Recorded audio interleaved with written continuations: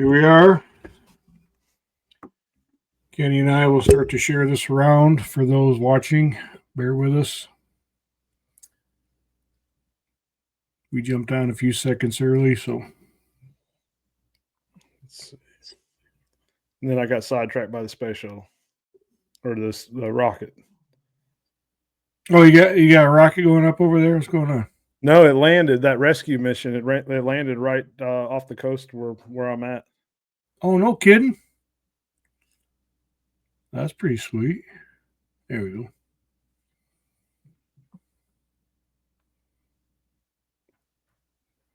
Did you share it to ABTA? No, go ahead. I'm just now getting.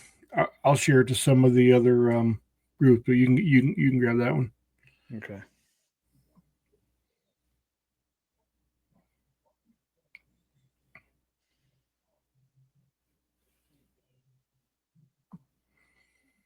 Let's see here. Wounded game tracking. Put it there.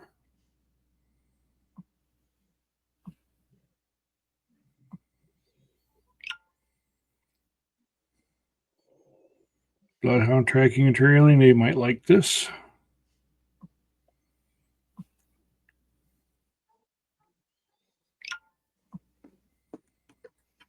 Blood tracking dog, sips and advice. They'll like it too.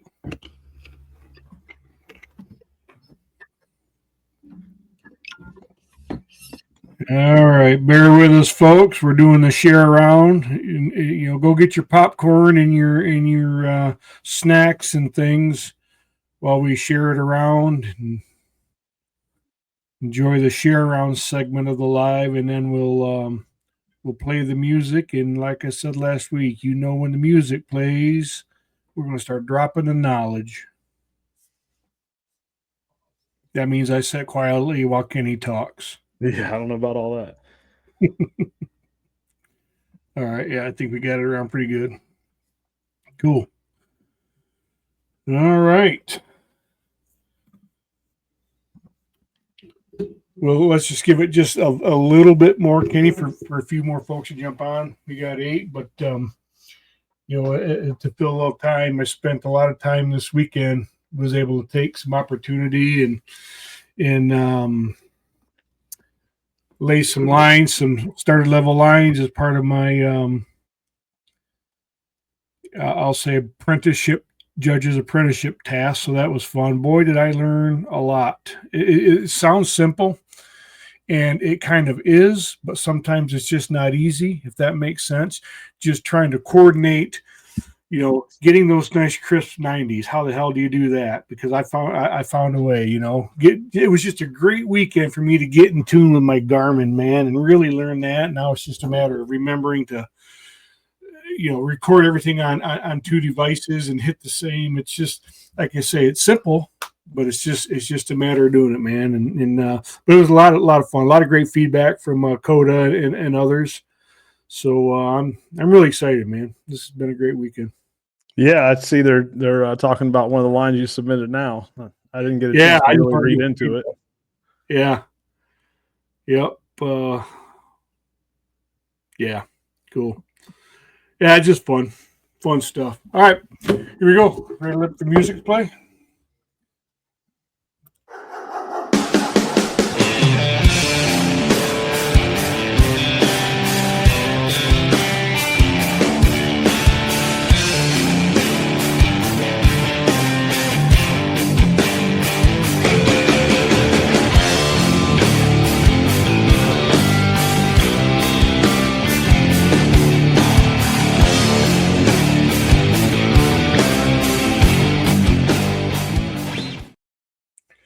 And we're hot, guys. Thanks for watching. Thanks for tuning in. Dylan, Frank, and Terry, hello. Thanks for tuning in, my Michigan friends.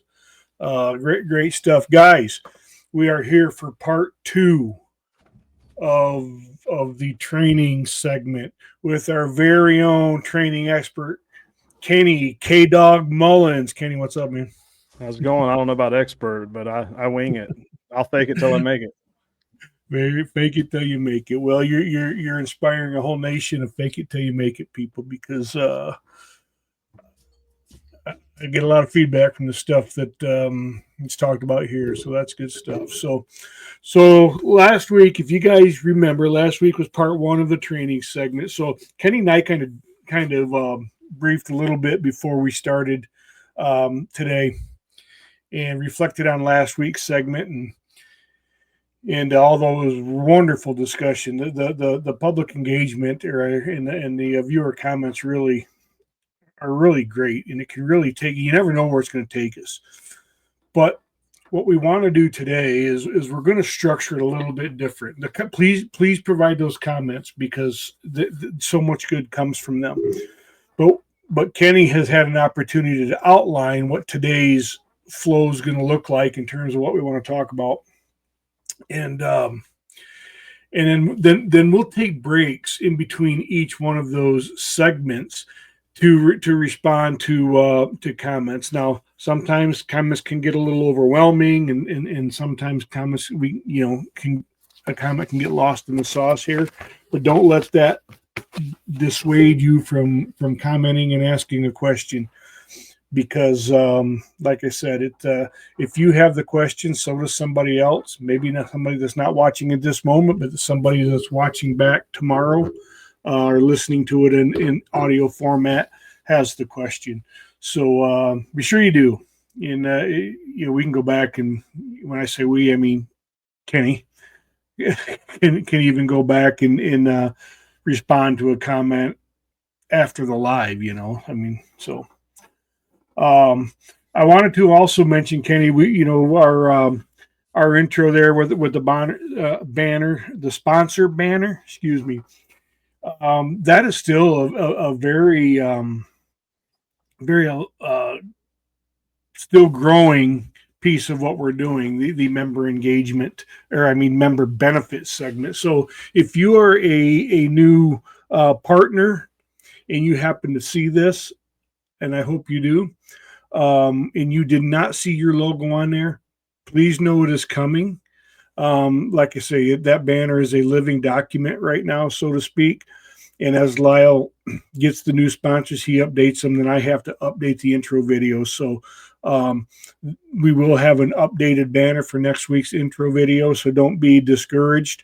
If you are a partner in seeing this, also know that we are sharing it around. And again, when I say we, I mean Kenny is featuring a sponsor, 2-3 times a week. We're and I call them a sponsors, but they're partners, because they're offering discounts and benefits for the ABTA members. So Kenny's featuring particular partners on the ABTA, American Blood Trackers Association public page. So be watching there. Guys, please. Hey, Alan Jackson, you made it. Great, buddy. Awesome. But share it around, and this also is a work in progress. The members page is up, but it's not populated yet. Kenny's working on that. Kenny's doing everything, by the way. Not everything. Not everything, but doing many things. And speaking of many things being done, the committees are still very active. We had another 2-hour just great conversation last night with the testing committee, further developing and all but finalizing the elite test. And oh my Lord, folks, let me tell you something. I can't wait for this elite test to be rolled out and start being administered. It is the epitome of realism, if you will. And it is titled Elite for a reason. And it's really neat, along with other things in terms of the testing protocols and just tidying things up. So some great stuff going on. A lot of events coming up with Iowa in April. Speaking of Iowa, please share around the promo flyer is out. It was redistributed again today. Please please visit the American Blood Trackers Association Facebook page and share that around. It helps for planning right now. As with anything this time of year and with this type of event, things tend to come in last minute. Last minute can cause some unpreferred challenges, if you will. Not impossible to overcome by any stretch, but the earlier we know the attendance and the testing, the better it is for us to pull off a smooth event. So please share that around. We want as many people come, and that we welcome Lottie Dottie and everybody. We're here to spread good. So please spread that around, and let's get generate some attendance there. Kenny, any other introductory comments? No, I think you pretty much covered it all. The only other thing is you did share about the Michigan event. It is not on the website yet, but it will be this week. Yeah, great. So Michigan event coming up. That'll be a seminar only. It is not a testing event, an official testing event. We'll see what happens with some very, very limited private testing, but understand it's limited and private. It is not a sanctioned ABTA testing event. Maybe next year when we have time to plan, but we'll see how that all develops. So, Kenny, we talked about training last week, and we kind of did an overview last week. Yeah. Now we get down to the grid of it, and so the plan tonight is to discuss the scents on the trail. Kind of more, not a real deep dive, but we're going to dive into it, how the nose works and why are we talking about this? Because once you have an understanding of all of this, it transitions right into your training lines, which we will get to. But you don't build a house from the roof down. That's right. Yep. Foundation is everything, and like I say, you're going to have me. I mean, although I've heard a lot of this stuff in the past, it doesn't matter. It's just how I am. I love this first segment because I like doing this, and then, like you said, now how do you apply it? There's always a knowledge is power. Well, knowledge is power when applied. You've got to apply what you've learned. That's where the real power comes in, buddy. So, take it away, brother. Yeah. So we're going to start off talking about the scents on the trail, and then we'll talk about how the dogs and the deer interpret those scents. So I'll just go ahead and admit this. I should have had my iPad charged and I did not. So some of this I have on my paper notes that I'm having to try to read my own handwriting that I just scribbled real quick. So we'll talk about some of the scents on the trail. So some of the scents would be disturbed earth, broken vegetation, pheromones, dander, tarsal gland scent, or any other gland scent, blood, gut matter, and there's more. But what I want to talk about, and this is where I'm going to have to get into my paper notes and hope that I can read this, is some more kind of the science behind it. Let me ask you this, Matt. What odor does blood have inside the body? Inside the body, iron. It's odorless. Inside the body. Yeah. I got you. Inside the body. So blood is odorless, and once it so it does have an iron or metallic odor that is caused by the presence of iron in the hemoglobin as it is exposed to the air. Yep, there you go. As it oxidized or whatever. So, do you know any other scent that is in the blood that may be used by the dog on a trail? Infection. If there's, Okay. am I getting ahead So of the no, blade no, no, here? you're good. So what is that infection? It's bacteria. Bacteria. So There you go. Yeah. so bacteria changes the scent of the blood. So Matt, have you ever used blood in training? Yeah. Have you ever left that blood out or left it in a cooler, not frozen, and noticed that the odor gets stronger the longer it sits out? Yeah. That's bacteria growth. Yeah. Okay. So the same thing happens on the trail. Bacteria will start growing on that blood. Uh, Now here's something that a lot of people may not realize is coagulation inhibits bacterial growth. So obviously the older that blood or the longer that blood sits, the older the trail is, the more bacteria there is in that blood, so the stronger the odor. Mm-hmm. So with that said, I make it pretty clear all over the place. I don't train with blood. Um, Right. and it's just not necessary. And as we dive into more of these scents, you'll kind of understand why. So one key word I want you to remember through all these topics as we go is bacteria. So we'll move So on. Okay, go ahead. can I comment on that, Kenny? And Yeah, I don't want to interrupt your flow, man. no, go So ahead. this is really interesting, the whole bacteria thing, because that, and you said, remember, I'm already thinking about all the places that would apply. But so we say blood doesn't matter, and in essence, it doesn't, right?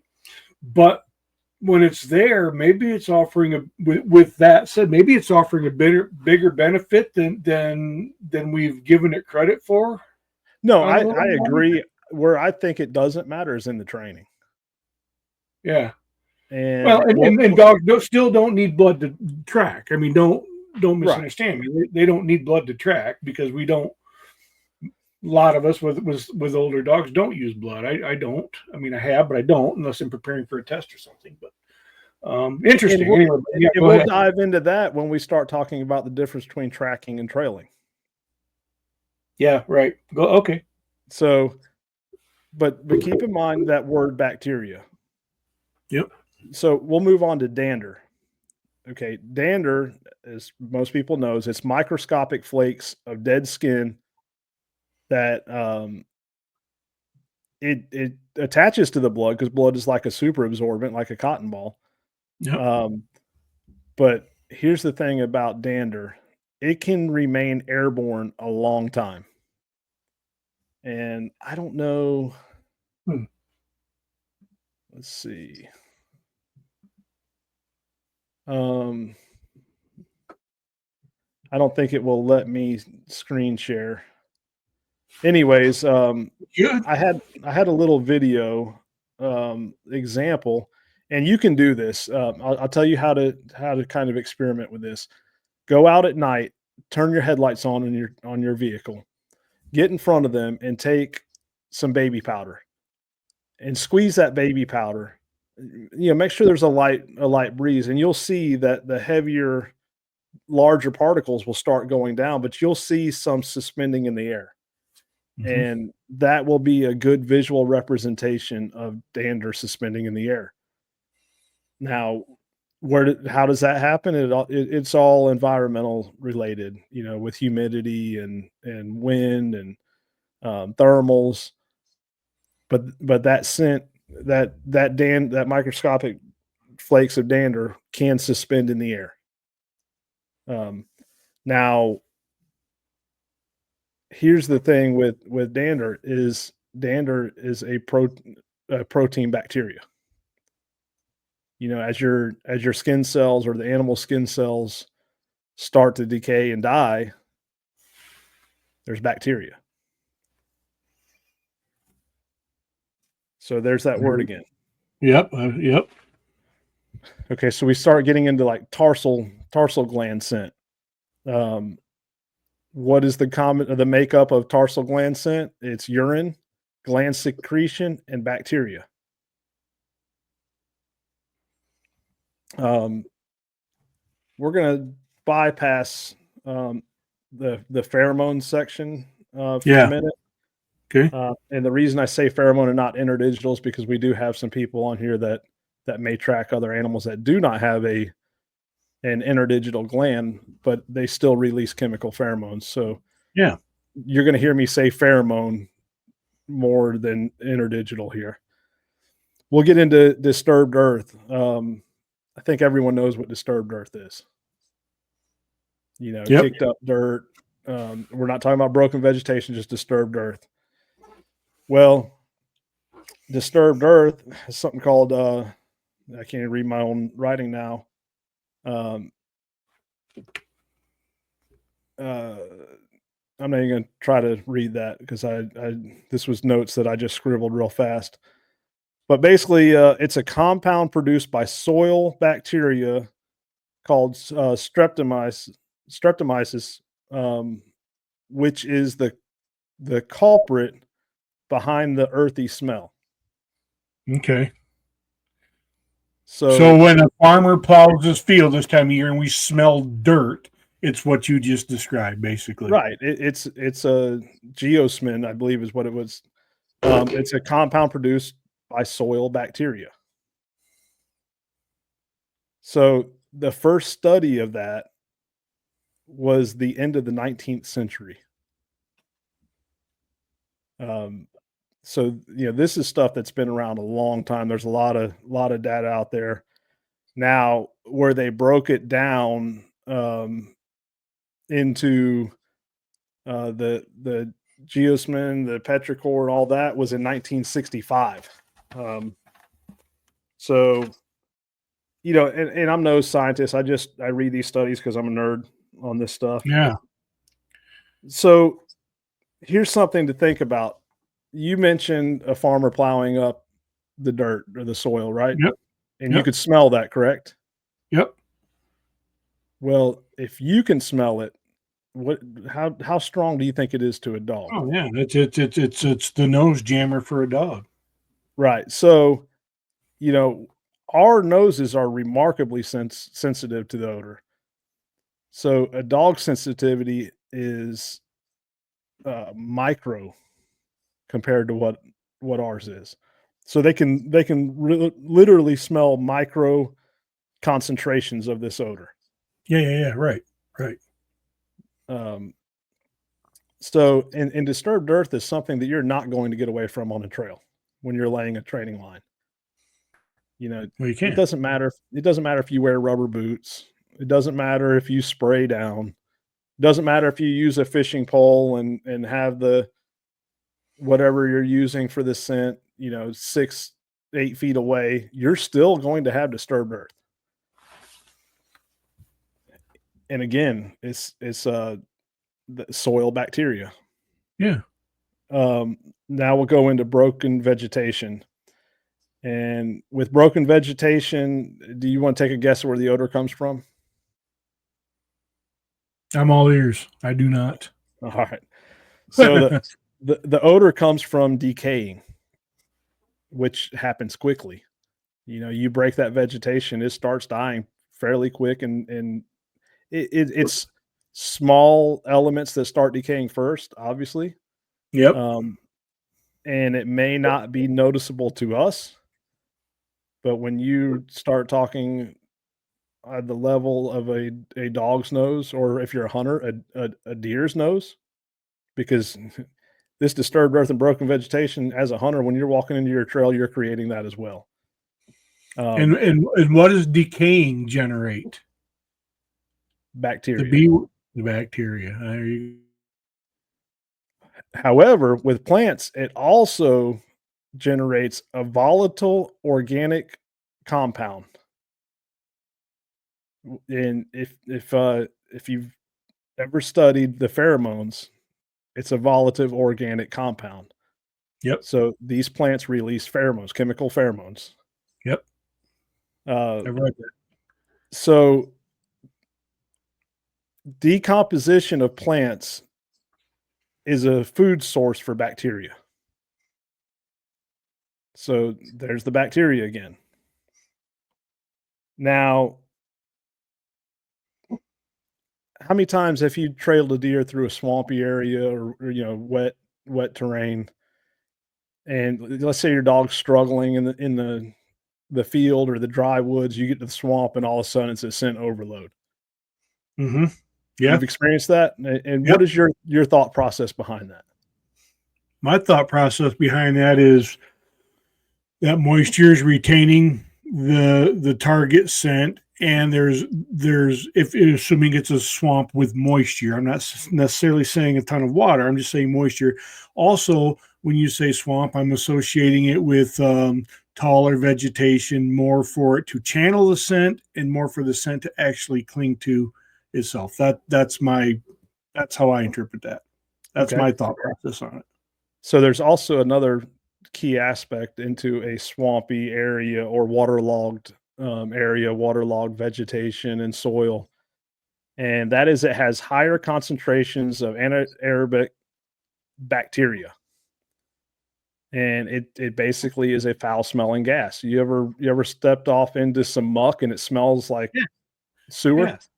That's that goddamn swamp smell that's so freaking disgusting that makes your whole car stink when you put your muddy bloodhound in it Right. on the way home. So it's Yeah, bacteria. yeah, right. All of that decaying muck that has been there for hundreds of years, just generating a wonderful little ecosystem of decay. Right. Yeah, So yeah, every aspect of the trail so far has included bacteria. right. So if you eliminated one of those things, let's say we eliminated blood, you still have bacteria and everything else. You eliminate dander, you still have bacteria. You eliminate blood and dander, you still have bacteria. Right. Okay. So, and is it super important to break it down at this level? Probably not. But when you understand it at this level, you can start realizing that you may do certain things within your training um, that may not be necessary. Or maybe now you know that that swampy area has a ton of bacteria and strong odors and it holds a scent. So maybe let's not utilize that area right now, and let's utilize a different area where they're struggling in. Just some key things. Well, can I? And I don't want to derail us too much from your course of thinking, but can I comment on the swamp thing in Yeah, terms of a real track? yeah, So I had a great awakening this past fall from a track. I was at the place for 4 hours. I wasn't necessarily trekking for 4 hours, but I was convinced the deer was dead. I called in a buddy to back me up. Neither one of us found it, but it was one of those stupid wet swamps, just what you're talking about. That you sink to your ankles, 5 steps, and then the sixth one you're up to your hip, and then you fight to get out of it. And and every time you're sucking up, almost losing the boot, all of that stuff. Well, this deer is dead in that swamp somewhere. I'm convinced of it in my head. I don't know that, but I'm convinced of it. Well, I had a conversation with, oh my God, one of my, shut up, one of my tracking friends, because he called me after I posted about it, and he explained to me, the way he approached, hold on.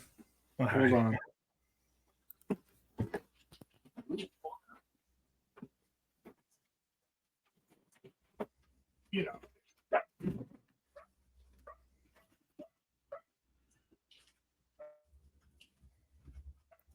oh, I thought I muted. Oh my God, I'm sorry. Oh my That's God, okay. I'm sorry.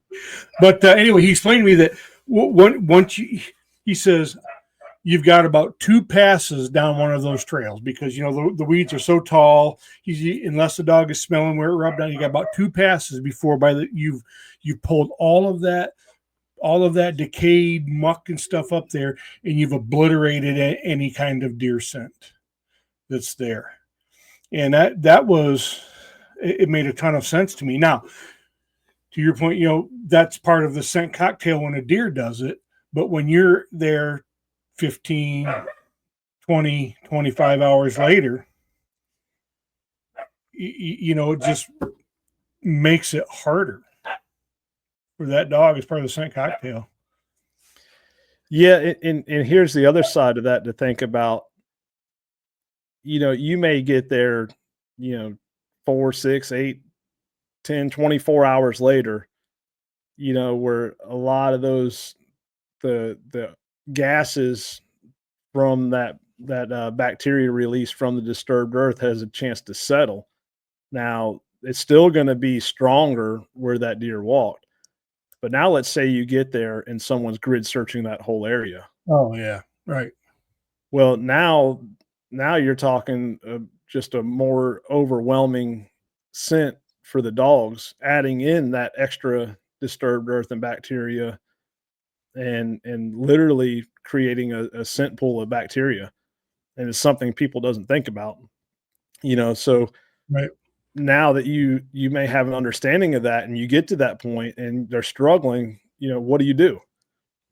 Well, now hey, if it's possible, let's get out of this area. Let's circle it. Let's see if we can get out of the swamp. Let's get out of the swamp. If we can't get out of the swamp, let's circle the contaminated area.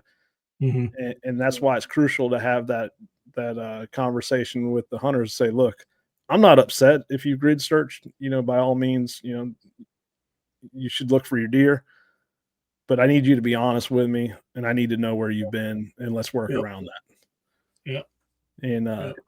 so a lot of us already know that from experience out there tracking, but when you start understanding the details of the scents on the trail and what's going on, you can you basically have a quicker learning curve, especially the younger trackers, the newer trackers that haven't experienced some of these things. Like a lot of us, we may have experienced in the field. We didn't know the science behind it, but we A plus B Yeah. equals C. Sure. Of course.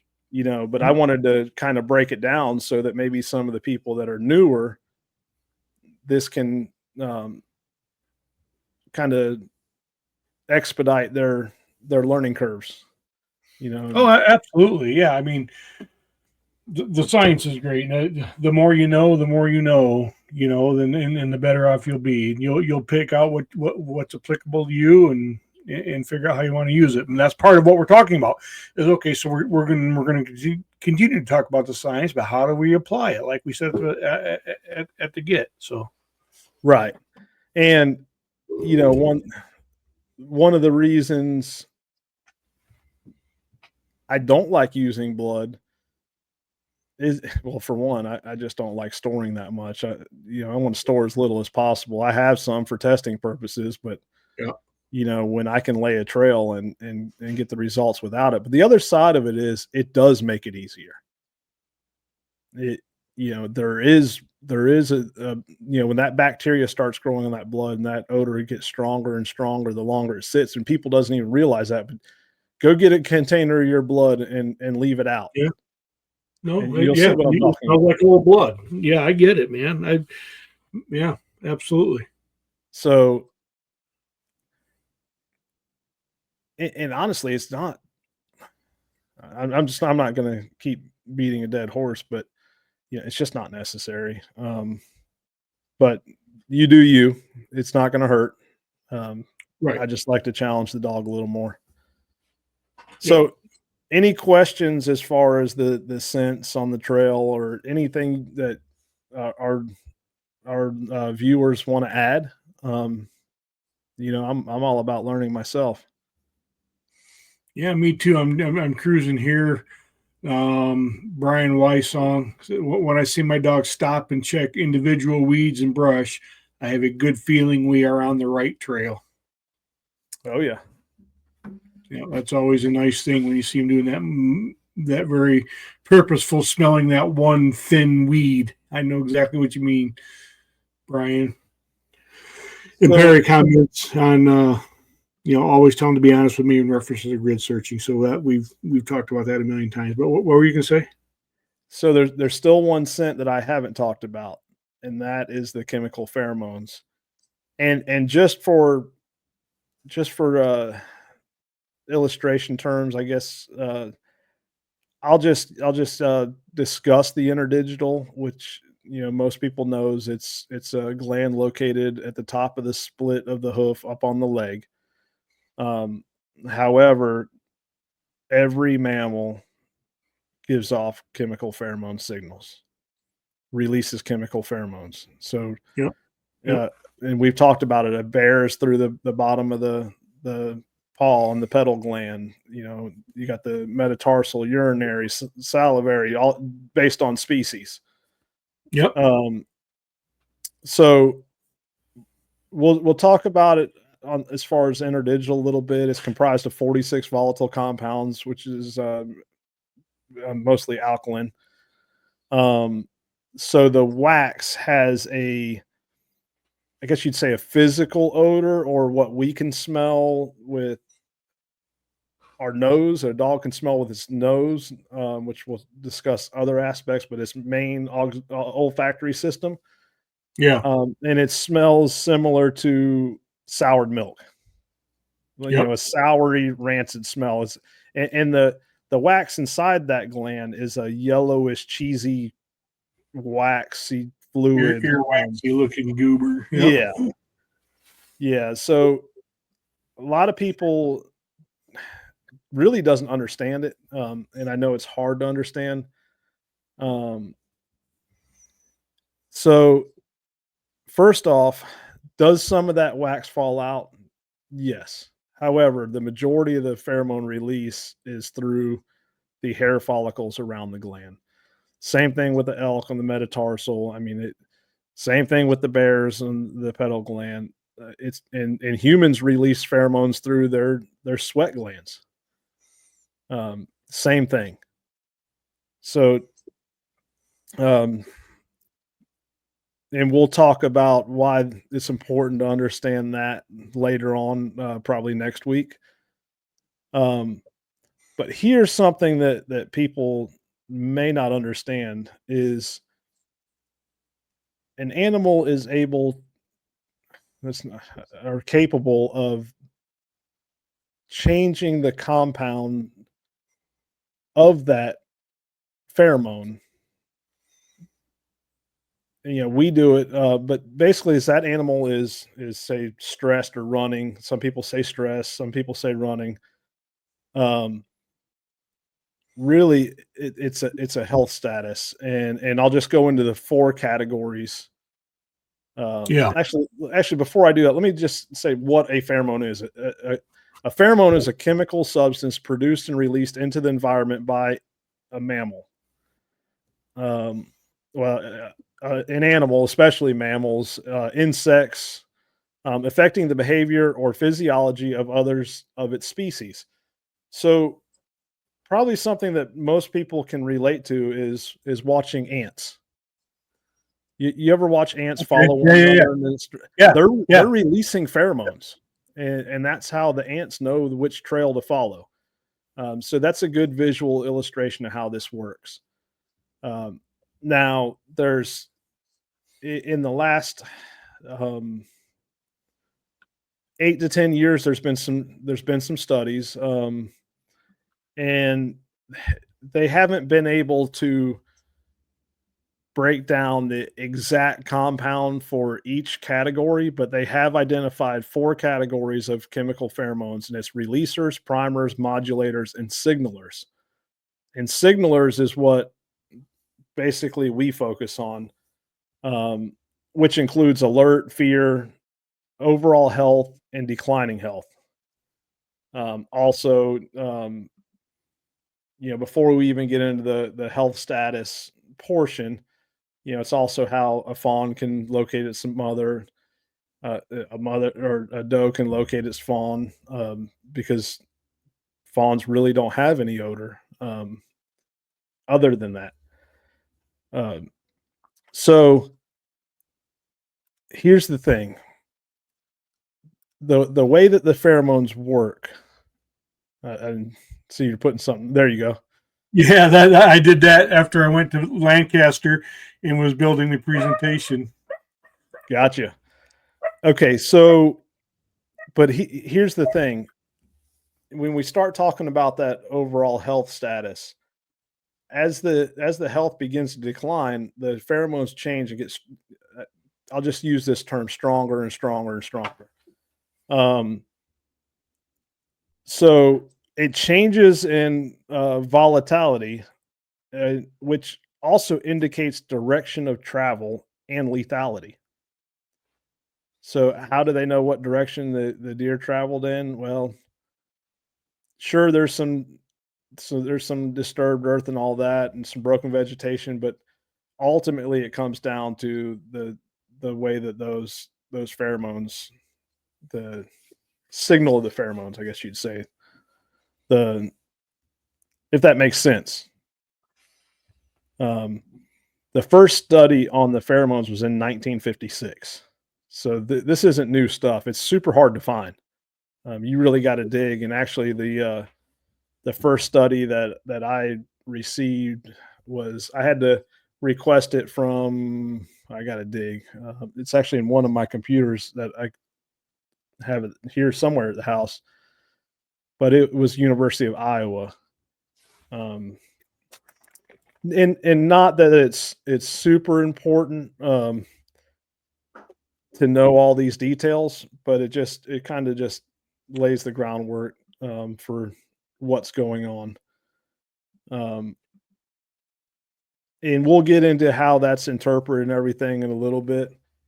Well, Um, I tell you, I mean, is it critical for you to train a dog to understand that?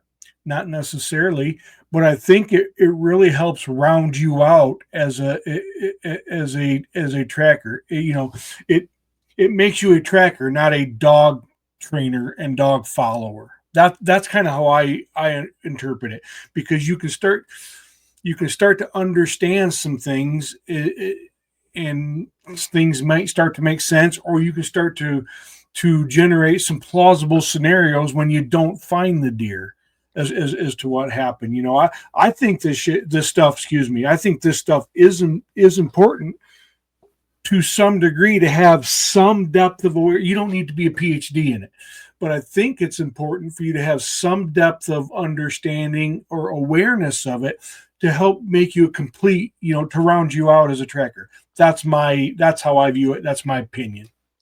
right. And here's the thing: these are all natural abilities for a dog. Yeah. You know, if you never used hooves to teach a dog to follow a scent trail, can you get a dog to find deer? Sure. You can teach them to follow a scent line. Are they going to be the best at it at the beginning? No.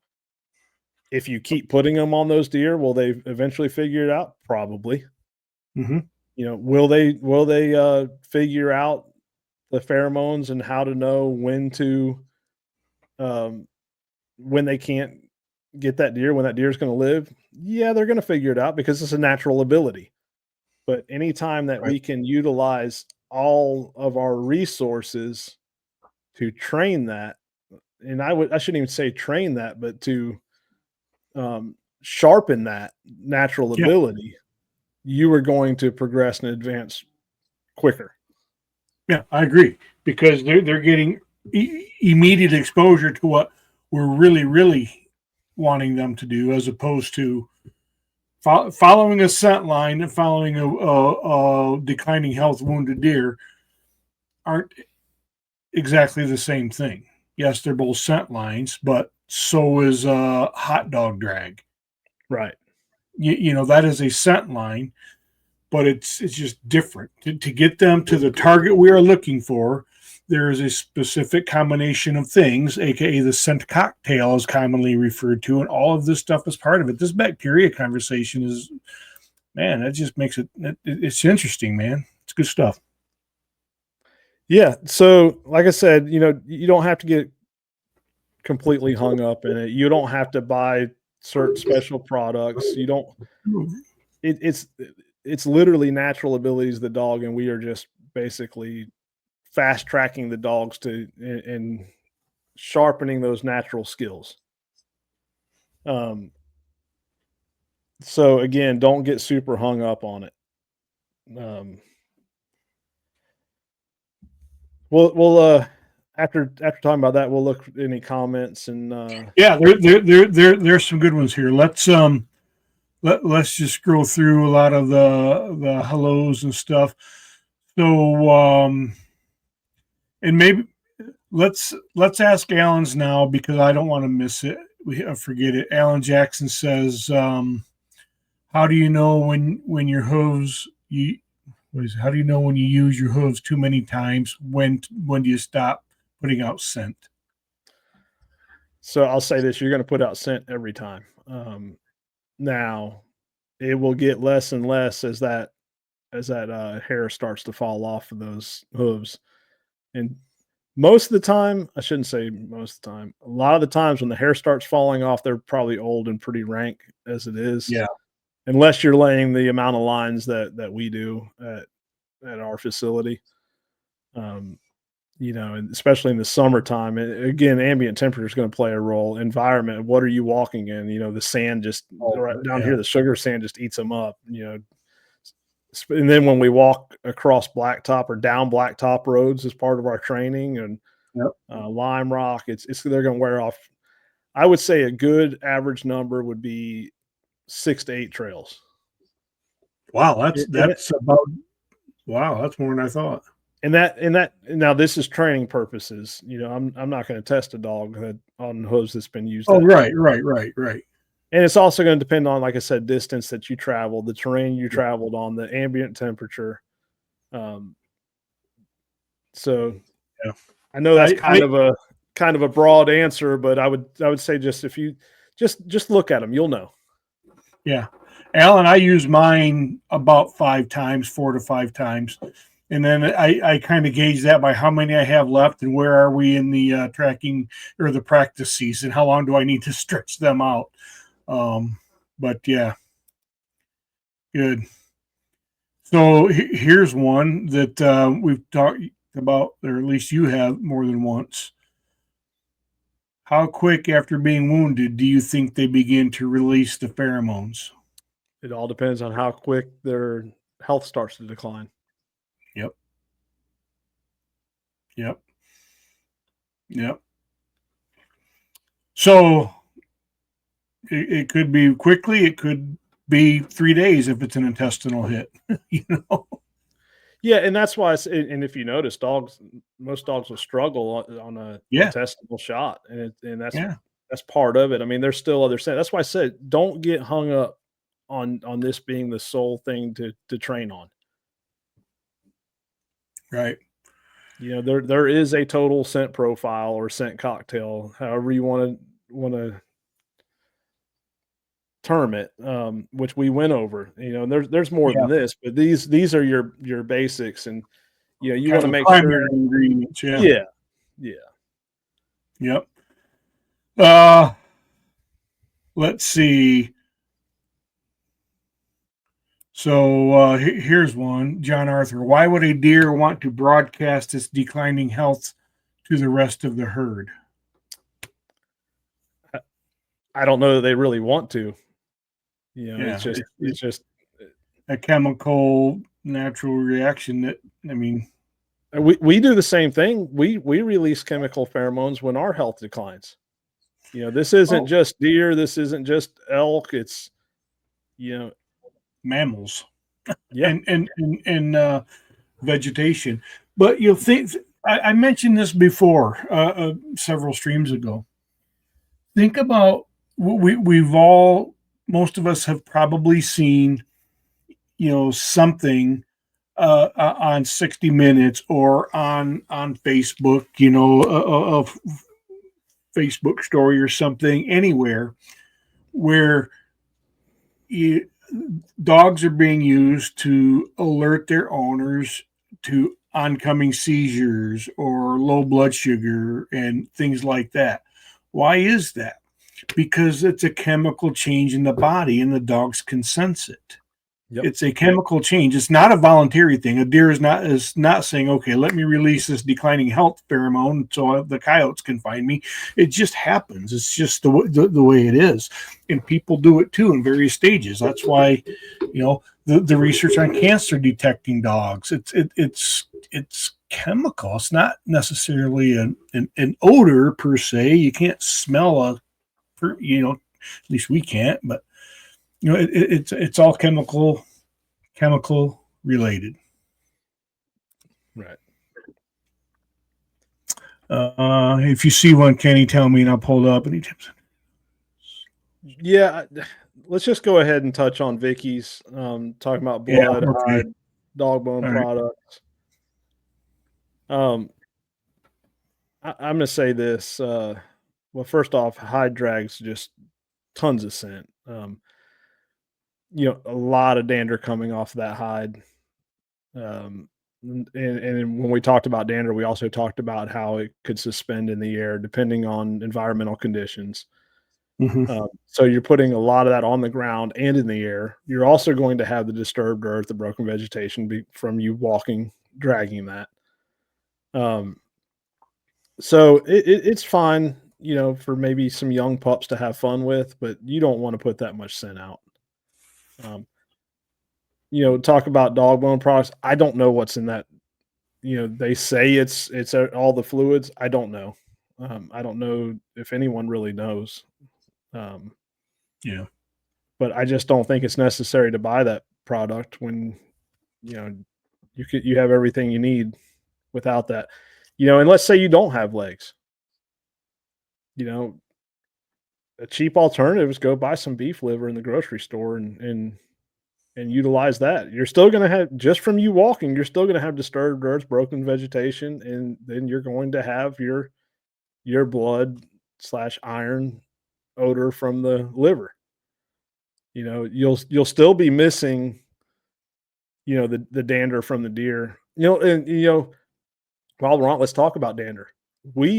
As we walk, we are releasing dander.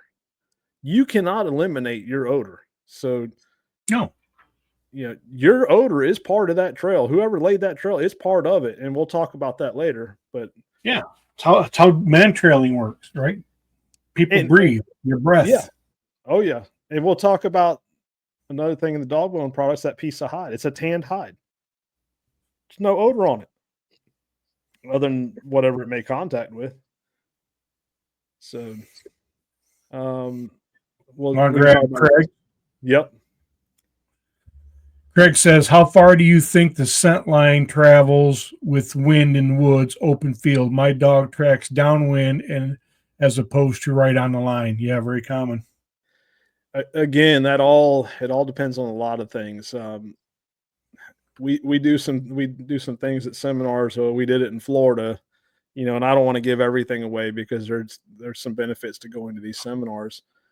But I can tell you, we did a demonstration where a representative of, let's say, a scent molecule that was heavy in a high wind situation. I don't know what the wind was, probably 15 miles an hour.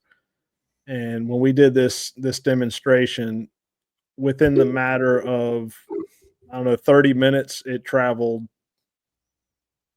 200 yards, 200 plus yards.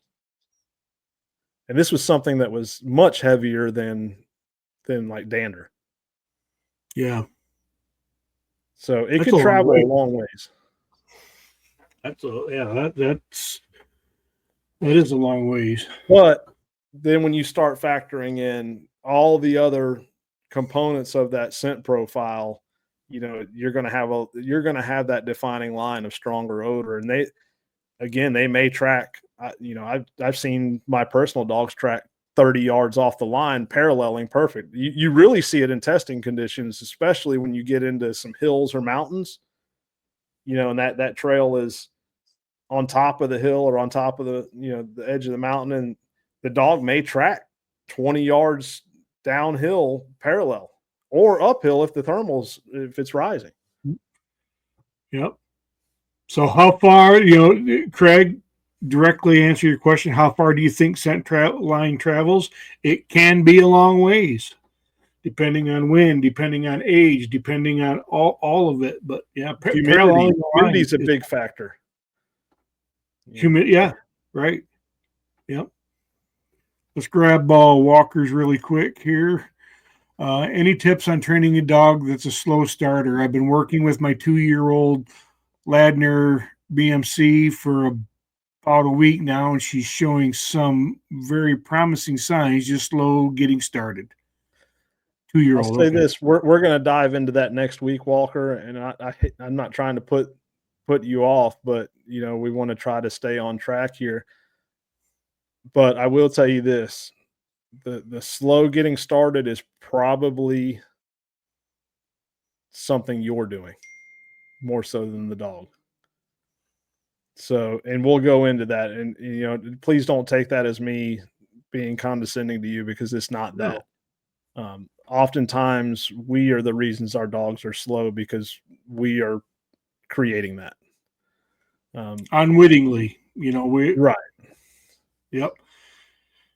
Validation. Tony Hayes is it's a flat paramedic for 13 years. I agree. Even humans have a scent when they are dying, Yep.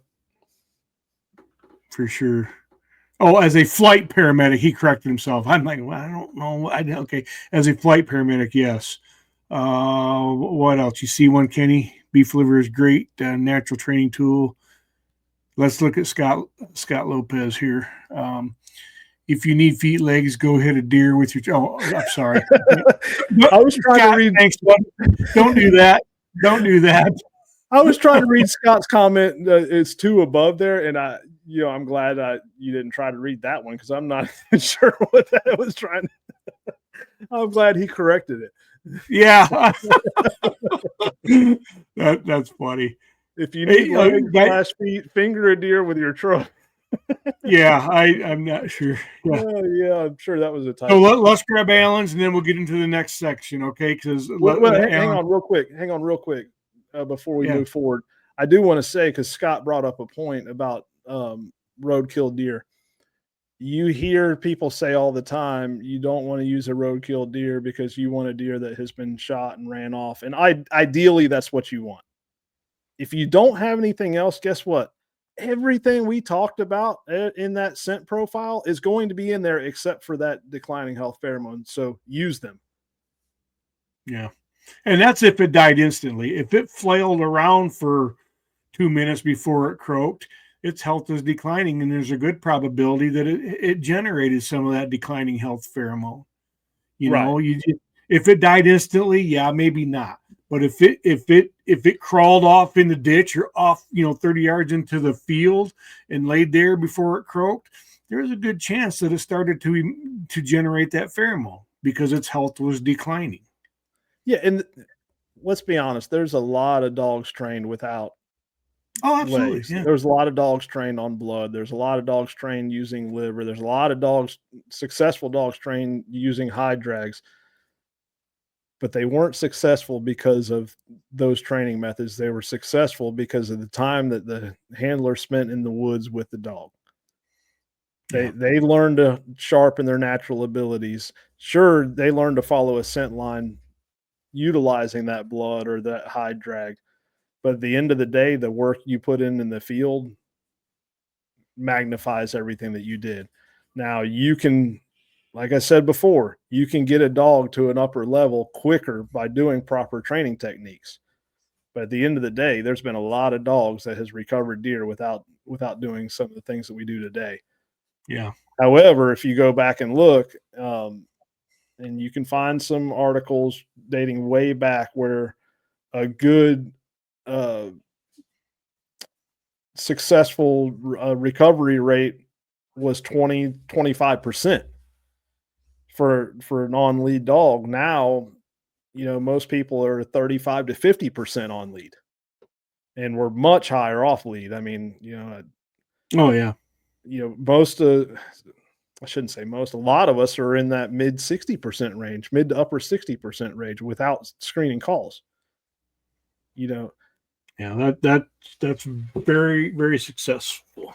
Now what changed for that success rate, that average success rate, 30 years ago, that was 20% to it now being, 35 to 50. Now, some of that I contribute to educating hunters. They're not going out there contaminating the trails as much, but I can't help but think the evolving training tactics is a big factor in that.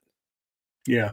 Well, I think evolving training tactics, science, the understanding, the the overwhelming presence and accessibility to tracking information with social media presence.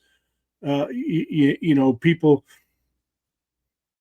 there are multiple ways to learn now that it's far more accessible than it has been in the past. So the comments are rolling in. I think a lot of them are getting into, and I see you looking at them there, Kenny. I think a lot of them are starting to get into what I suspect is going to be like the next segment. Do you want to kind of get into the next section, and we'll come back up and start with Alan Jackson and roll through these great comments? Or Yeah, let me see where I don't know. Yeah, so let's go into how the nose works and okay, we'll talk about that before we get into some of this. Let's see. So things I don't want to say it's super important, but just so we have an understanding of how all this works, so that we we can put it together with how we're laying our training lines. Is why is a dog's nose so important? A dog thinks through its nose. You know, w- it's hard for us to grasp that because we don't have to think through our nose. We're right. more visual, and you know, The dog sees the world through its nose. right. Um, so then, we're going to get into how the dog's nose works. How can a dog tell which direction the trail goes? What is, scent receptor? Does more scent receptors, or is more scent receptors better for what we do? And does a dog use its nose for pheromones? So we'll get into some of this stuff. So how the nose works: a wet nose helps capture scent. Now here's something to consider, when talking about different breeds or breed selection. And Matt, I don't know if you've ever heard that a longer nose is better for scent work. Yeah, I've Um, heard that. the reason why is because a dog has something called turbinates, which is a scent amplifier. In fact, if you have a skull mount of a deer, you can see the turbinates inside the nostril as kind of a spiral shaped, cone shaped looking thing. Is that this? Let me switch back screens. No. Let me get it Um, out of here then. yeah. I know what you're talking about, though. Brandy, is there a skull mount over there? I don't even know if I have one right there. Oh, you know what? I do. No, I don't either. she's gonna look, but basically what that is it's a scent amplifier. Keep And talking. so the longer that the nose is, the longer and the turbinates are, so it amplifies that scent more. Um, so that's why that's the science behind the saying that you want a longer nosed dog. Um, and obviously there's some shorter nose. Oh, that one's broken off. Let me see if it's still in there. How did that one get broken? Okay, yeah. I don't know if the camera will zoom in on it, but I'm going to try.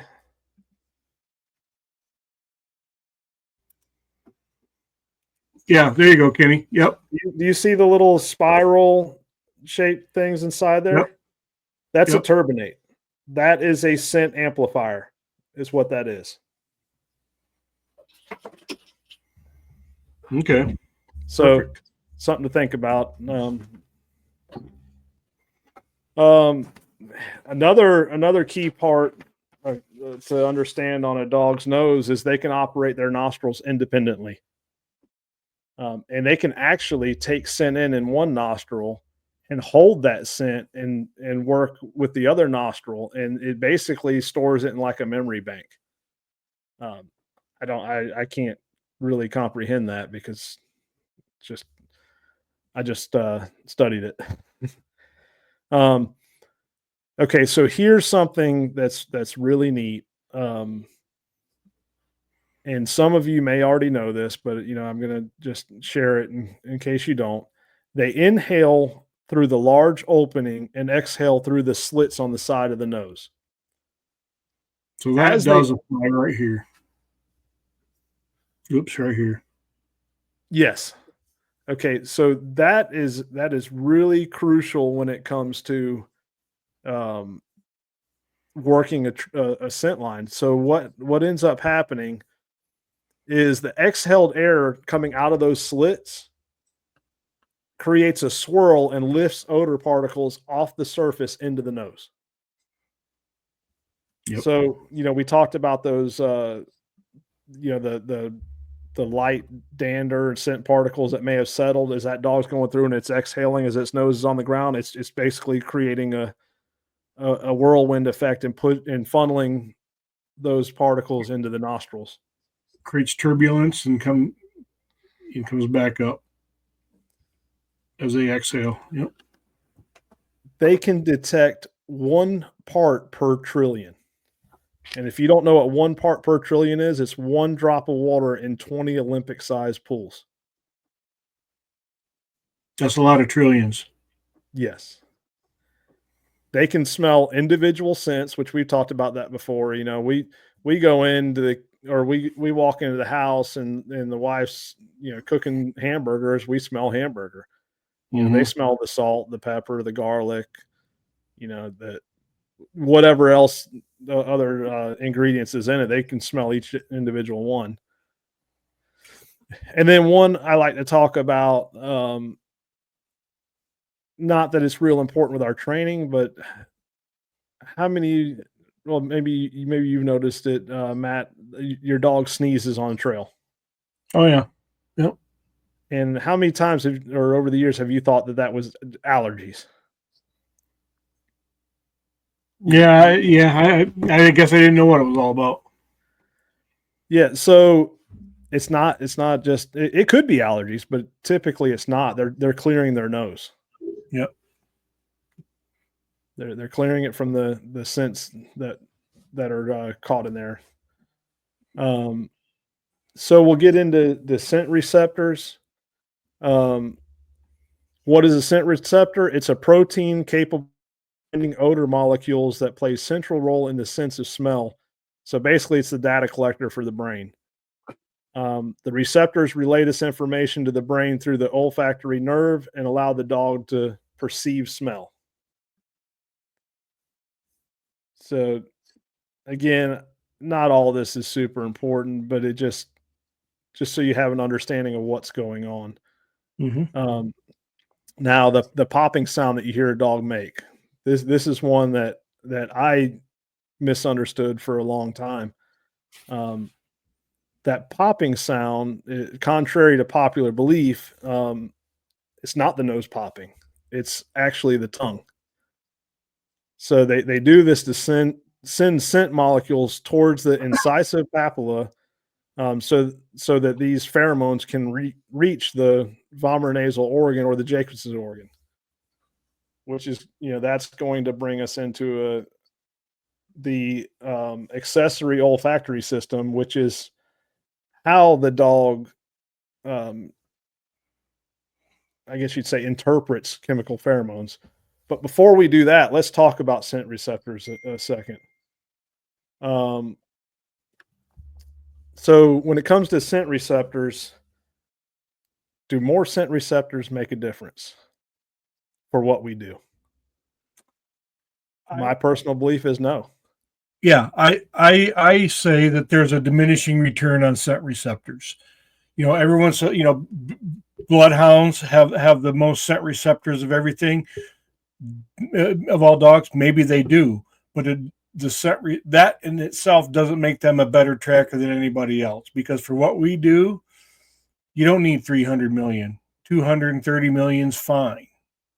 So I agree with you. I refer to it as a diminishing return. Right. Or isn't necessarily better. So dogs can have up to 350 million scent receptors, which on your upper end of that scale is your bloodhounds and your basset hounds. Yep. However, we see dogs, different breeds, even mixed breeds that are successful trackers that, Of course. especially some of your bird dogs may only have 150 million scent receptors. Now, here's something to think about. A deer has 290, a white-tailed deer has 297 million scent receptors. So they can smell as good as a dog. A dog can smell as Oh, good as a deer. sure. Well, and maybe you're going to get into it. I've got that dog diagram back up, Kenny. I know you're looking at the other Yeah, screen go with ahead. I've got it up with the vomeral nasal organ. But when we talk about, if you're going to get into this, just give me one of these, cut me off. But when you're talking about scent receptors and pheromones, they don't relate. They don't matter because they're not using scent receptors to detect pheromones. Correct. And if I'm getting ahead of you, tell me, and I'll shut up. But so scent receptors are moot in terms of detecting pheromone because they're not smelling a pheromone; they're detecting a pheromone or sensing a pheromone. Correct. And if you look at the diagram, you can see uh, you can see the channel of that auxiliary or olfactory system, just that white channel below it, right there, Oh, here, right yeah. there. Mhm. It is separated from your nasal passage, and it has its own scent receptor or receptor cell is what I should say. And then it has axons that sends a signal to the brain.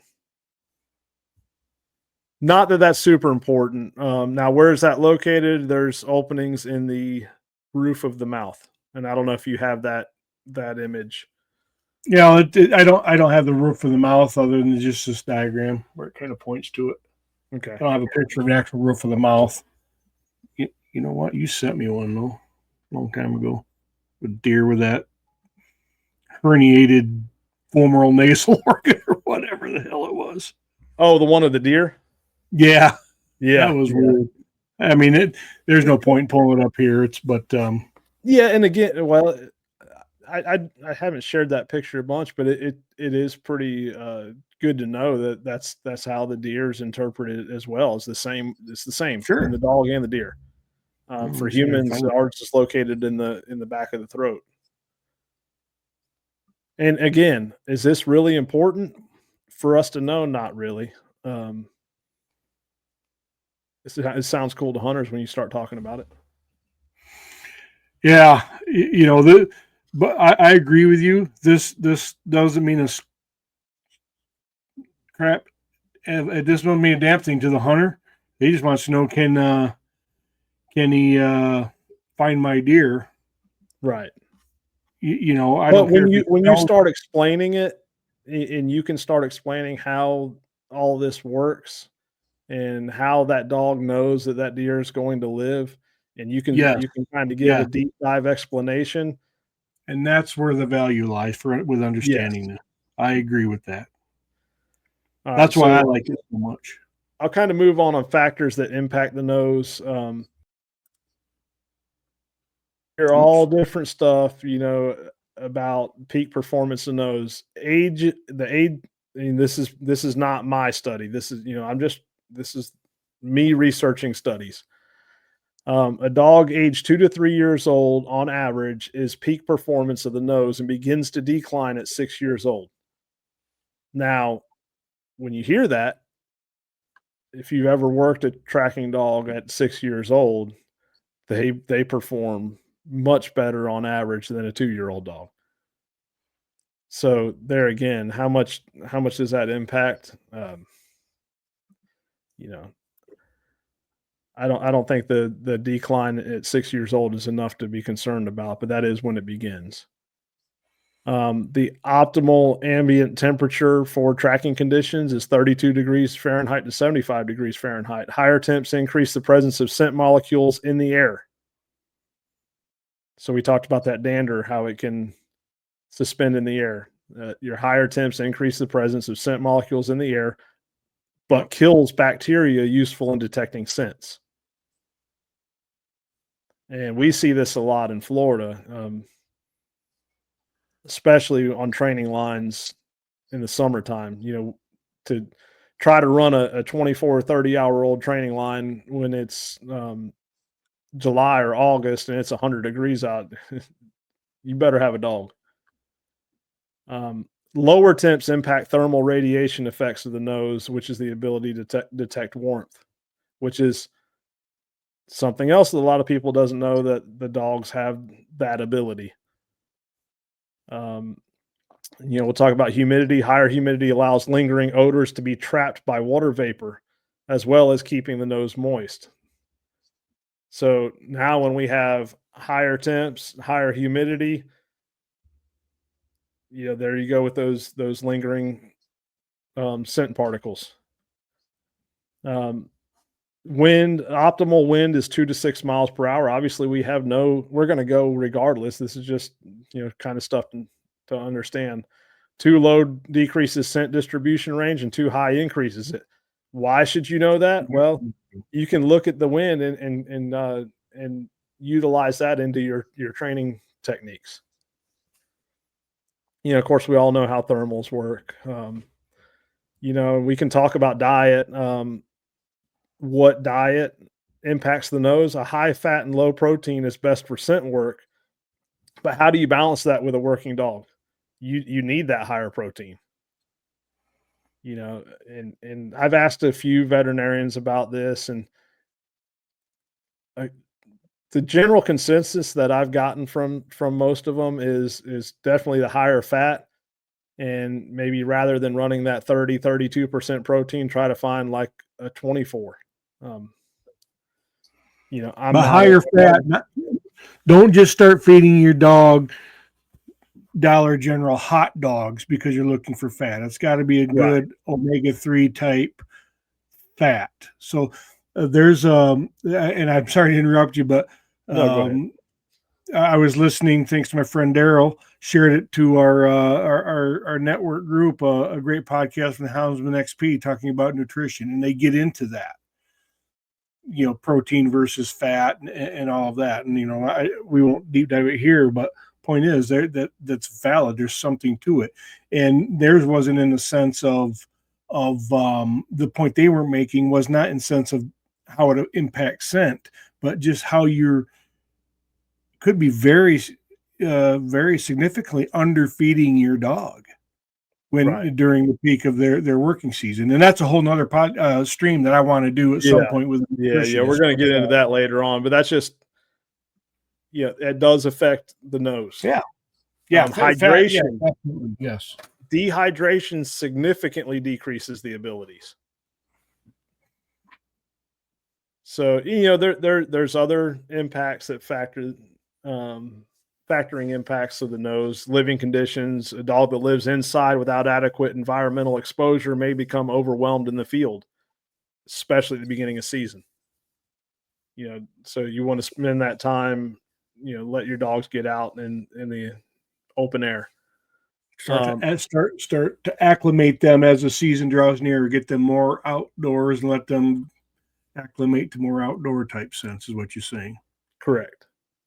Exposure to other odors and chemicals can impact the nose, like cigarette smoke, different types of cleaners, exhaust fumes.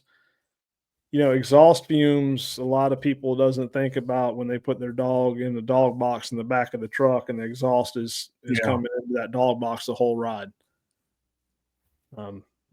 Especially people like my son that wants to modify their exhaust.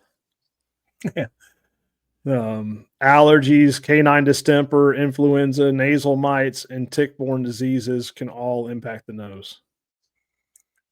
So let's go. Can we go back to the diet just for a second as it relates to scent?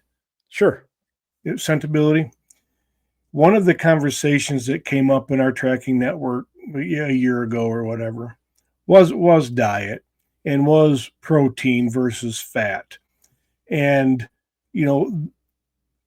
high protein, the conversation that was had was high protein causes high energy in your burn. And the how did it do? But anyway, it generates heat. Heat causes the dog to pant. When the dog is panting, it's not smelling. It's not sniffing. Is is there anything to that from your perspective? When the dog is panting, it's harder for it to receive scent.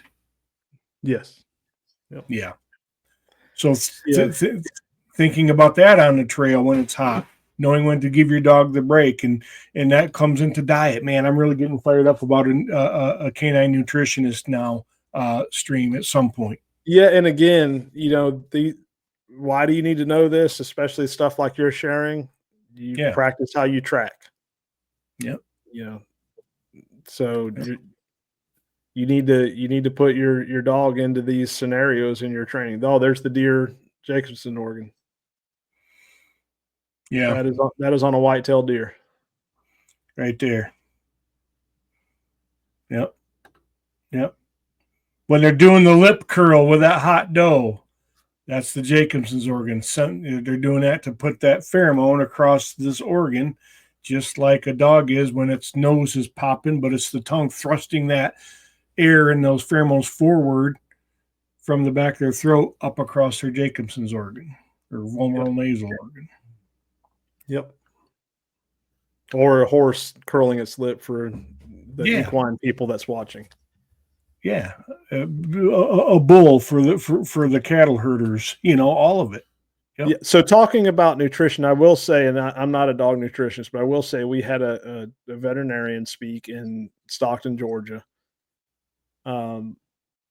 Actually, he spoke at 2 of our events, and his recommendation is a minimum of a 24% protein, 20% fat. Okay. Now, he also said that you don't want to change the diet so much in the off season that you don't build up those reserves. When he started talking about, them burning fat and burning protein and how you need to have, one is basically your savings account and one is your checking account. You don't want to change your diet so much that you take away from that savings account. So, but we'll get into that. As we have someone come on and speak about nutrition. So I think we covered most of. We want to go to some questions and Let's start. We'll start where we left off with Alan, and I know several have popped in, but my friend Alan again. What can I do with my dog so that she will not get distracted by other smells? Will that come with more tracks only when she is off? How far do I let her go before bringing her back? Again, I guess it's a training related question, I guess. So, yeah, and that stuff we're going to get into, especially starting next week. But okay. Honestly, the more you age your trails, the more contamination there will be from other smells and other animals. And you will through the training process, you will learn to read when that's happening, and it's a quick correction. Tell them to leave it or tell them no, and give them that quick snap of the collar and correct them and rechannel their focus. How far off do you let it go? As soon as you identify that dog is crittering or trashing, make that correction. Okay. Landon Manning says, do you think an experienced tracking dog can tell the difference in where a deer is hit? For example, leg hit, gut, etc. I don't think they know where it's hit, but there's definitely different scents based on shot placement. Yeah, so they can get a sense of whether they think it's a fatal hit or a fun thrilling chase hit. Correct. You start at some dogs, they smell that bone marrow, they're ready to go. Oh yeah. Here's a good one. Michael Pritz. Do you think training different breeds differs from training the same breed over and over again? Yes. Yes, absolutely. We every day we have to. I don't want to say it's so much the training tactics as it is how we advance training lines with from certain breeds. The end result is typically always the same.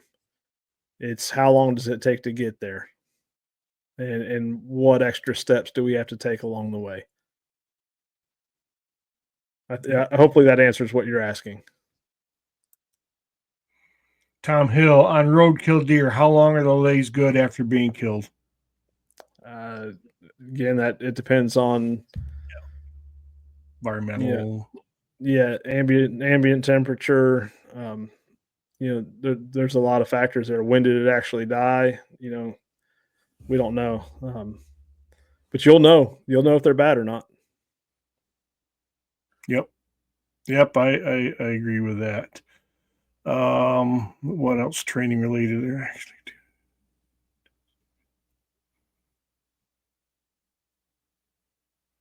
Okay. So Aaron Eccles, there's actually two sections, top, bottom, they can hold scent in the top, just not one nostril, while they Well, also yeah, take more scent in. yeah. I just wasn't going to dive that deep into it. Yep. Matt and I actually talked about it before. We're diving deep, but we're just scratching the surface, really, because at what Mm-hmm. point does do we really benefit from it? And that's the conversation Matt and I had. Yep. Let's just see what Dustin King says. Take water on tracks during early season. We did 1,000 tracks last year in October. We did 1,000-yard track last year in October, and my dog drank almost a gallon of water during the track. I think it makes a huge difference. Oh, absolutely. It does. I will admit I rarely take water on tracks, but I track in the swamps, so there's water Yeah. everywhere. My goon will not drink on a track. She just won't do it. She'll get hot. I have to grab her, pry her jaw open, take a swig of water, grab her drawer, and squirt it into her mouth to get her, a little bit. She's just a meathead and won't do it. It's frustrating. Um, let's So see here. Vicky Church says raw versus kibble. I've had these Yeah, conversations with both of my just veterinarians, and both of them said as long as you get a feed that has basically your fat, your protein, your vitamins, all that. If you get a food from a reputable brand, um, that's what they need. yep, yep. You know, they, On that note, let's I've never had a vet recommend to me to go straight raw. I'm not saying they don't, but none of them that I use, which are yeah. typically, my vets are working dog vets. That's why I want to. I really want to find, and you have a couple listed nutritionists to come on, but I want to vet that out because I'm really intrigued by the raw thing. I'm intrigued enough to want to learn more about it. I don't know if I'll ever do it, but I want to learn more about it. Because I know a lot of people do it. Yeah. Perry Lawrence, I take beef liver, heart, salmon, carrots, and brown rice with a little dry food in it. Yeah, nice little cocktail there. I got to put Megan up here because I forgot to put her up last time.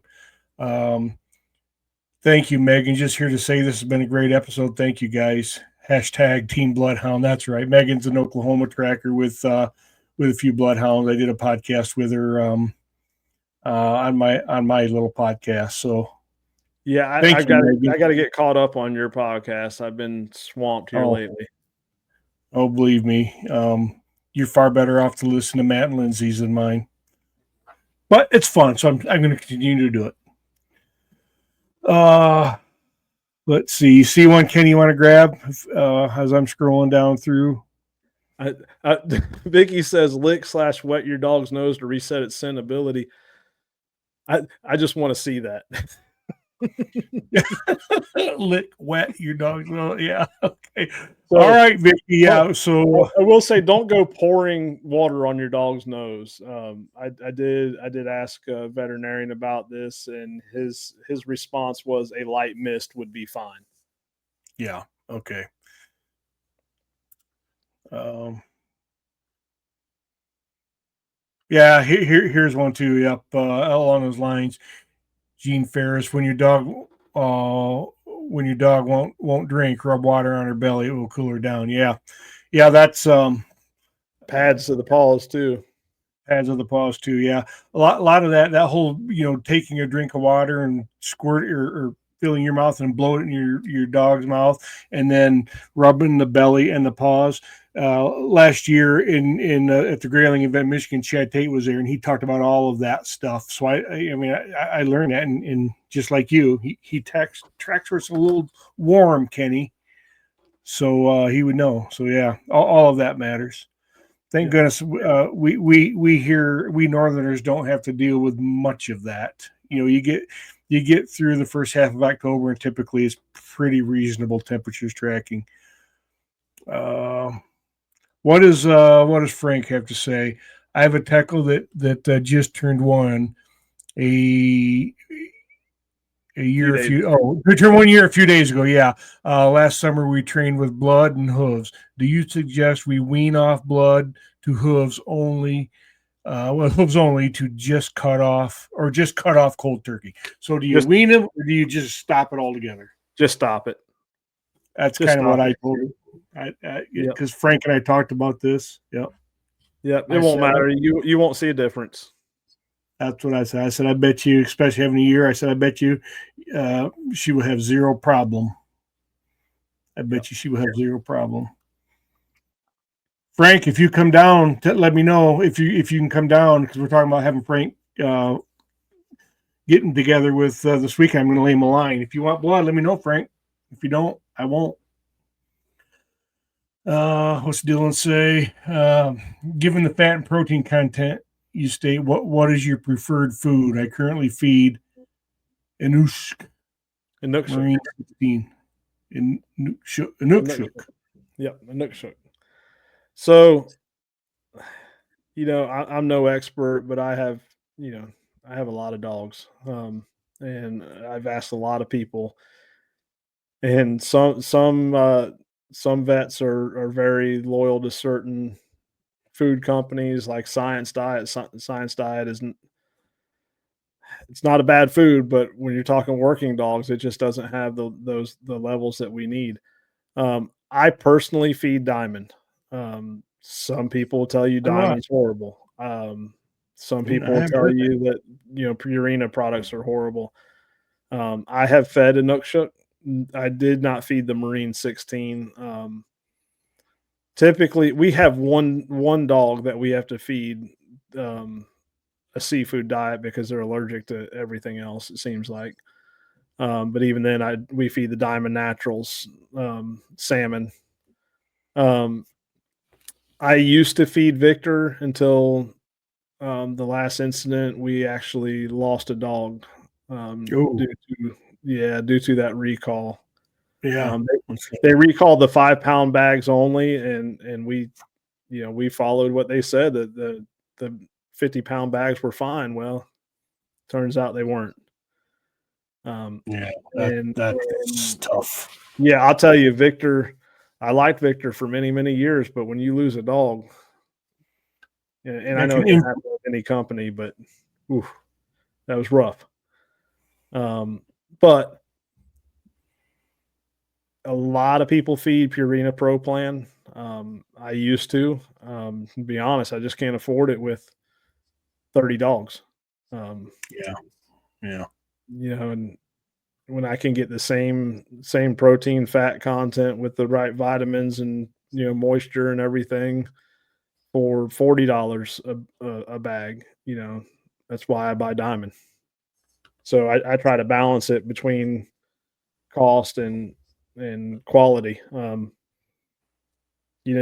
people say bad things about a milkshake. So, you can run down that rabbit hole. I'll just tell you, my vet says just find a quality brand that has at least 20% fat and at least 24% protein for the working dog, and roll with it.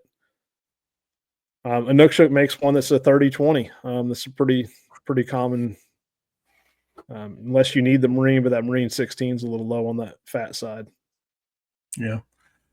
Let's let's look at Alan's Jackson's comment again here, Kenny. Are you saying that blood doesn't help the dog in any way? I think Alan, again, my friend we're gonna run some lines together this weekend. I think he's referencing the comment to Frank to just stop cold turkey using blood. So, and if you listen to the whole thing, you know that we stated earlier, sure, it does help. In fact, it's when that blood starts aging and you get more bacteria, that scent gets stronger. It does help, but is it necessary on a training line? No. Right. And I just a lot of some people train only on blood and have successful dogs. My preference is I don't want them to become dependent on blood if they could or would. They probably wouldn't, but I just don't want to train with it. I want bare hooves. It's easier. I don't, like you said, I don't have to store it. And many tracks, I didn't see any blood. Microscopically, something was there, I'm sure, but sometimes nothing's there in terms of true blood. Other gases and wound matter and stuff might be, but yeah, It's would a just not dog be? necessary. It's really not necessary. I mean, I've tried it every way you can think of, and I'm just, why do it if you don't need it? Then you start talking in, like, you get into like the man trailing side of things, and you start talking about tracking versus trailing, and they'll Yes. get pretty technical into that, and how tracking is basically just the dog following a scent trail, a scent profile to get to the end, and trailing is actually focusing and channeling in on that one specific aspect and trailing it to the end. So, and that's what we want. We want that dog to focus in on that one specific um, animal, that deer or that bear or whatever you're tracking, that elk. We want it to lock in on that and trail that. Not Yep. so much worry about the is there a total scent profile? Yes, but we want to channel that even further. That makes sense. Yeah. Yep. Um, Kenny, did you have more for tonight, or are we going to save that for part 3? We'll save it for part 3. I was going to go into basically the dissipation rates of all these scents on the trail, but that's going to fall into aging the track, so it'll go into part 3. So we'll just kind of lead into part 3 with that. Okay, let's grab let's grab Megan's comment here. If you see one we missed, Kenny, let's go back to it. Megan, back to referencing nutrition. We also increase our feed during the tracking season by 20 to 50%, depending on who is tracking more. Briar, that's one of her dogs, tends to lose more weight during the season over Creole. Something to add: caloric intake with more output. Yeah, and something else, I don't have it here, or my wife probably has it somewhere. I can't remember the name of it. And if Travis Bozeman is watching, he can share it. We get a supplement from him that we utilize during season that really, really helps. Um, Mm, but what she said there is increasing the feed. So you don't have to change your levels of food or your levels of protein or fat from during season to outside season, saying going from a 30-20 to a 20-15. No, you increase and decrease as the dog needs those calories. Increase and decrease the volume that you The feed them volume of that food, savory not the makeup of the mix. food. Yep. And I wish my wife was right here. I'd find out what that what is that supplement, Brandy, that we get? Yes, DAC oil. DAC oil. Yeah, so you'll probably see it in more marketed for horses, but they do have some for dogs. It's literally the same thing though, and it's more expensive if you buy the dog version versus the horse. I started towards the latter part of the season, maybe halfway through. I don't give Baru more food because we don't we track, but we're just not tracking super intently, where she's running all the time. But so she doesn't lose much weight, if any. But I started putting bone broth on her food. I don't know, but I've heard that that's good for them. So Well, that's fat. yeah, You're increasing the fat. yep.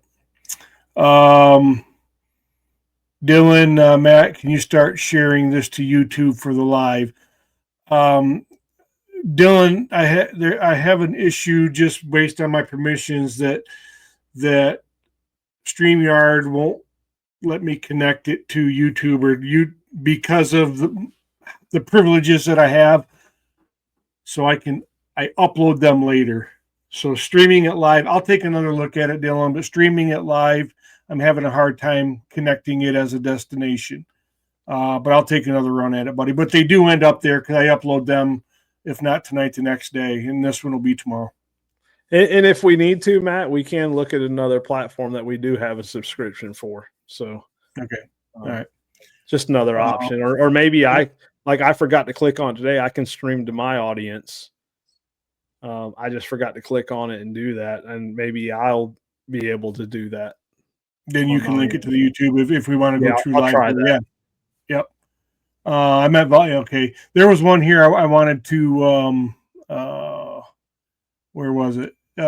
Unrelated, but goes back to our opener. John Servant, thanks, guys. Looking forward to Iowa. John, share that Iowa event, and I know you probably already have, but continue to do so. Let's garner some. Let's get out there and inspire people to get registered, so it's not a last minute surge. So planning can happen. What else you see, Kenny? I'm just going through to see if we missed anything. So if you guys have any questions, go ahead and get them in, but I'm just going back to see. Yeah, I am too.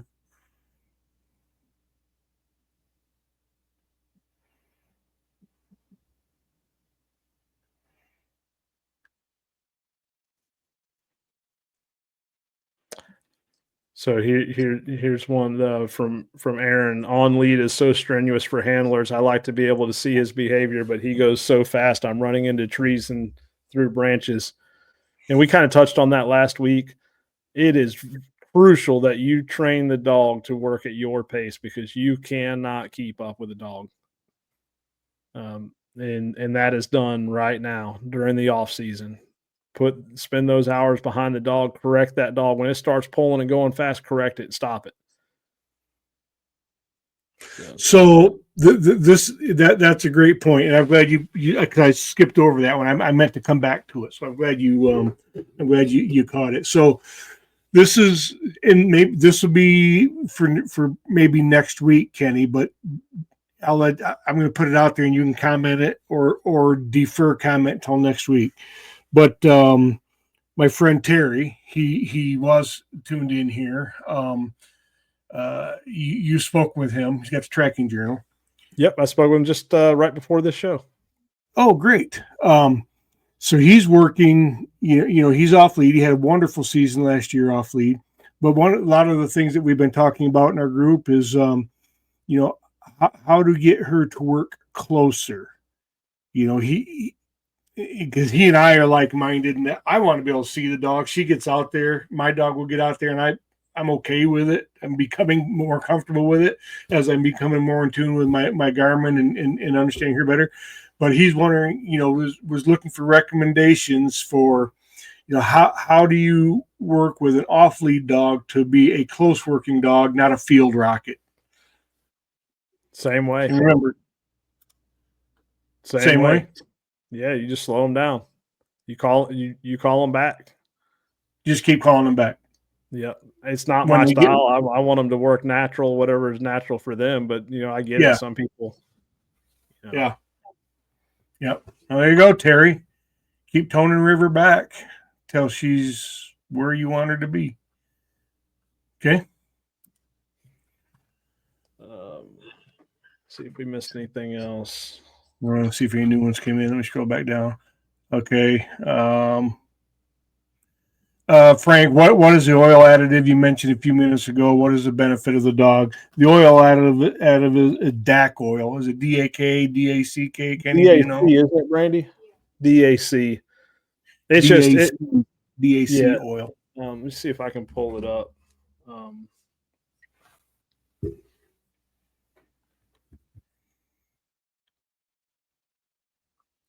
Here it is. Well, really, it's added oils and omega-3s and vitamins and Yeah, that omega-3s. Yeah, that's the good stuff. all right, here it is. All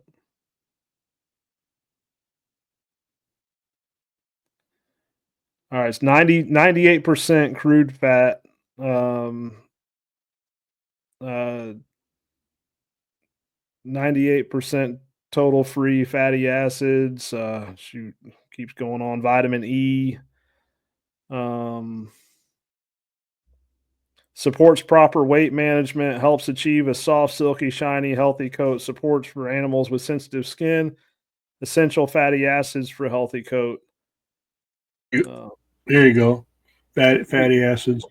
Yep. And ingredients is canola oil, flaxseed oil, wheat germ oil, fish oil, rice oil, D alpha, something acetate, which is a source of natural vitamin E. Let's see. Yeah, and it's a half a 4,000 whatever that is, or 250 IU vitamin E. So it's vitamins and fats. The good stuff. Yep. I during the season I give my dog because my wife makes me an Ester C tablet. Apparently that's supposed to be good for their joints and whatever else. We gotta get a nutritionist on, Kenny. I'm Yeah, starting to geek out you on got a that. bloodhound, so all the joint help you can get. Okay, whatever, man. You might need some joint help living with one, but Yeah, well, that's for sure. That's for sure. Yeah, yeah. So like this DAC oil, it's for 32 ounces, it's $14.69, and it's a half a teaspoon, I believe, is what it is. A half to 1 teaspoon daily. 1 teaspoon. So it goes a long ways, and it makes a big difference. That's a whole lot cheaper than increasing the volume of food to get more fat. Yeah. Yeah. I'm gonna DAC oil, DAC. Let me X out. I'm gonna add that to my list of stuff to spend money on. Yeah, it's. I mean, just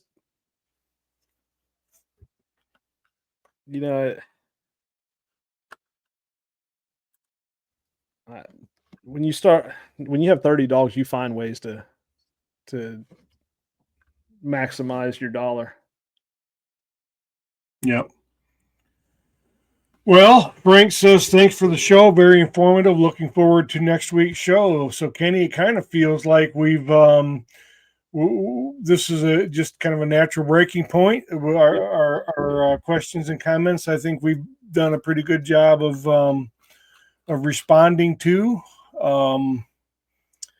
and I think we've laid some really good groundwork. That science stuff, it can matter, man, to a degree, just to help us understand the full picture of what's going on when your dog is sniffing and scenting, and why it might be struggling at times, and things like that. So next week we'll get into the application of a lot of that stuff, right, Kenny?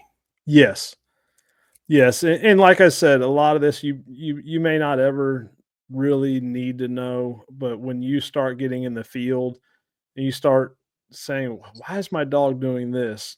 Some of this Yes. is gonna come back and like, "Oh, I remember now." Yep. So, for the people that may think that, this isn't needed, at some point it will be. Yeah. Maybe not the real deep science stuff that we didn't even get in. I mean, I barely scratched the surface. We've had conversations way deeper Yeah. than this. Yeah. Um, I love this stuff, man. I love it.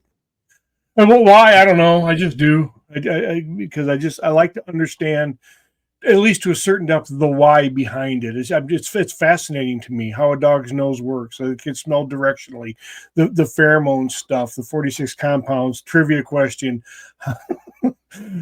And we won't answer this, Kenny, because people need to come to the seminar to get the answer to this question. No, we've already answered it, and I verified this with you. I did my own AI questioning. Those 46 compounds, volatile compounds, that the interdigital gland creates, how many different combinations can be generated from those 46 individual compounds? You sent me the number. You've already shared it. I said that's horse manure, and no, it is not horse manure. It is absolute legit, and it takes a bigger brain person than me to do the math. But that's what AI is all about. yeah, I So had to use AI, I'm not gonna lie. that formula was some freaking stratospheric kind of, I don't know. My math was just called math. Yeah. You know, so think about that for next week, guys. Somebody run that math. How many combinations can be generated from 46 individual inputs? And we'll save that answer for next week if we feel like answering it. Maybe that's a seminar only answer. Yeah, and I do wanna say there's I know we go over a lot of stuff here, but these seminars, you will learn a lot, especially how we're doing them this year with a lot more interactive and visual, aspects. Oh, Because just the hands-on portion of there. That I agree. and Billy Hodgson said, "See you later, Billy. I'm sorry I didn't text you back last night. Matt will verify we were on a Zoom meeting pretty Yep. late last night, and Yes, we then were. I've been nonstop today, but I haven't forgotten about you." Yep. All right, buddy. I think we're there. At this Yes. point, we're just trying to stretch it out. So, guys, thanks again for the comments. Thanks for riding along. Thanks for sharing this. Iowa event is coming up. Let's get that out there. There's not, yeah, Iowa's in April 11th, 12th, 13th, I think. Yep. So get registered for the seminar, get registered for the events, encourage your friends, fans, and followers to get registered, but get it out there. Right now the registrations aren't bursting at the seams, but it's not necessarily because of lack of interest. It's just lack of people haven't registered yet. And for planning purposes, let's do those that are going and doing the planning a favor, and get it shared and get the registrations out there. So that's my last shameless plug for Iowa event.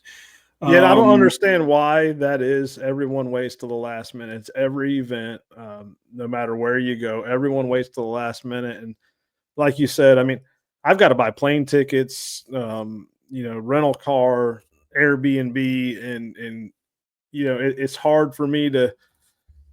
I've been sitting here like, okay, is this going to happen? And I'm just going to be honest. Is this going to happen? Is this going to happen? We only have two people, just like Florida. My good friend, I'm going to call him out, Jason Byer. He's like, man, we don't have anyone. We don't have anyone. We don't have anyone. I said, Jason, it's always last minute. And the week before, we go from 6 people signed up to 30. And please, if you're going to go, let us know. And if it's for some reason, a financial reason why you are waiting, at least just let us know, so that we can make plans. Yeah, absolutely. And people just I get it. Yep. All right. All righty. So we'll more of the good, less of the bad, guys. We will talk to you next week. Think of your questions. Talk to you soon, guys. All right. Thank you.